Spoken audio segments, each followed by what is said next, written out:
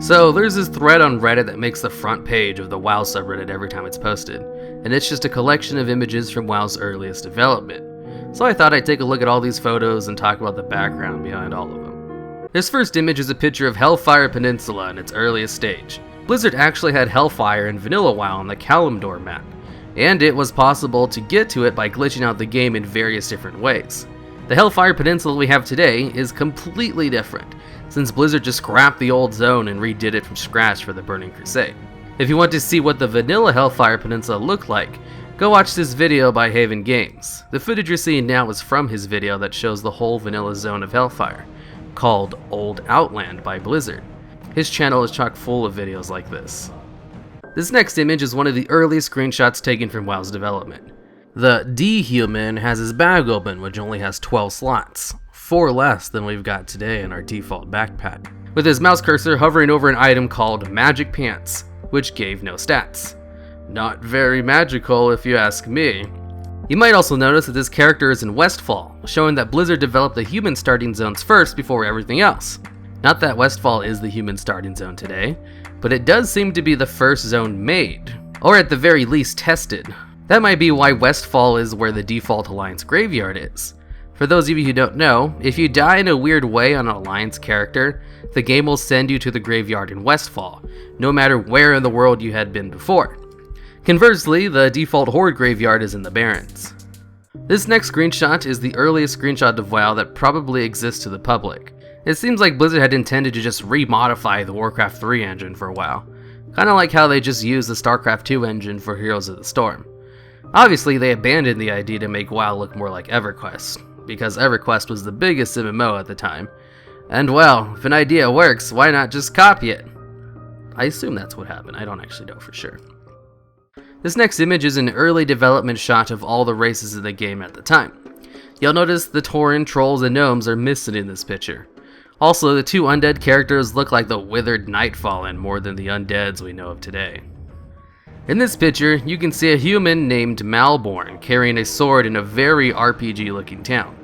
A few things to note about this picture. For one, all the spell icons in the bottom left are unique and not in WoW today, which shows that Blizzard had probably planned to have new icons for everything, rather than borrowing pretty much all of them from Warcraft 3 and then making some new ones. We still have Warcraft 3 icons in the game to this day.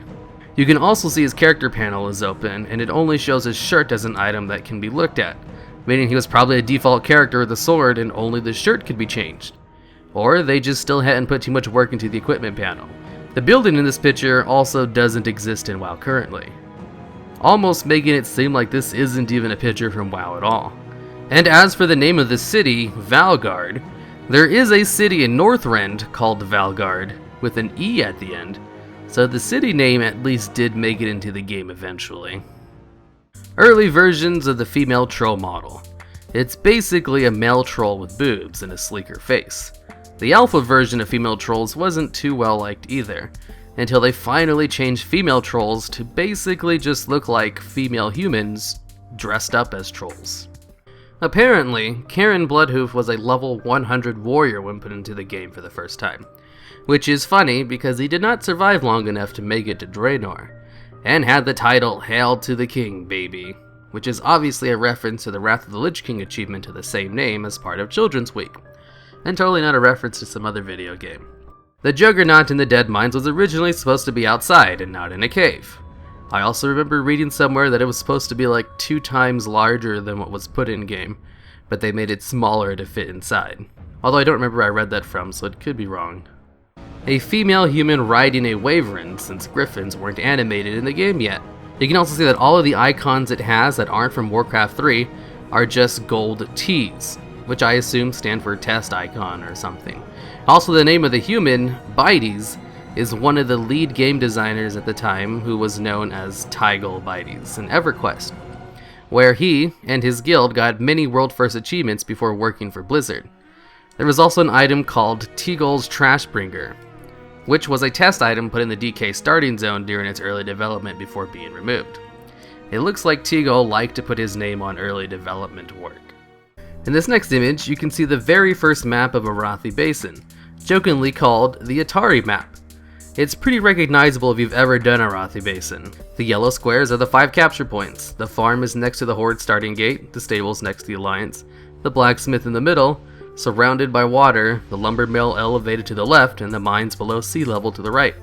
And this next picture is Arathi Basin in 3D.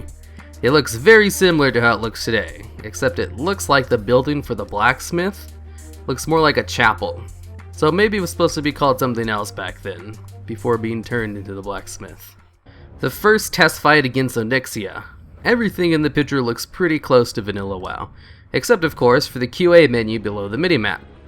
Also, if you look at Onyxia closely, you can see arrows sticking out of her body, which were not there when WoW went live. Maybe WoW had a system where enemies looked more damaged the longer you fought them, which would be a sweet feature to have even today. The birth of Onyxia. In this image, she has the model of a standard black dragon, and not the unique model she had in the previous image.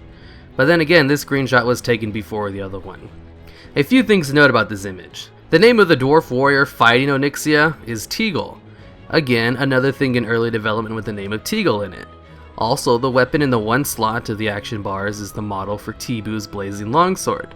If you look closely at the weapon the dwarf is holding, it only confirms this theory as it's a glowing red color. Tibu's blazing longsword is an epic item from vanilla WoW that has the weapon model of a red lightsaber, and is the only weapon on the vanilla box art with its item description both shown and its effect animated while it's being used to fight something. The fact that it shows up on this image shows that Blizzard has had a hard-on for this weapon for quite some time. First Molten Core raid ever. Apparently it was just part of the BRD dungeon and wasn't supposed to be its own raid. Can you imagine that? BRD is already one of the longest dungeons ever, and they wanted to add Molten Core to it on top of that? They must have really been going for the 12-hour-long dungeon crawl fantasy. Which, now that I think about it, does sound pretty sweet in theory, but I can't see Blizzard pulling that off in practice. The first test fight of Blackwing Lair. Notice all the dead bodies on the floor? Razorgore was so hard for a first boss to a raid that it killed many guilds who could never get past it, let alone the boss after it who was even harder. Blackwing Lair is why we have easy bosses as the first boss in each raid today, and generally not terribly hard second bosses either. When you look at the name of the dwarf in this image, it's Teagle again. Teagle is everywhere. Anyways, this was just the first draft of Undercity. I know the text in the image says it's supposed to look like wrecked Lordaeron and not necessarily what Undercity looks like today, but this model is pretty close to what Undercity looks like, so I don't really get what they're talking about.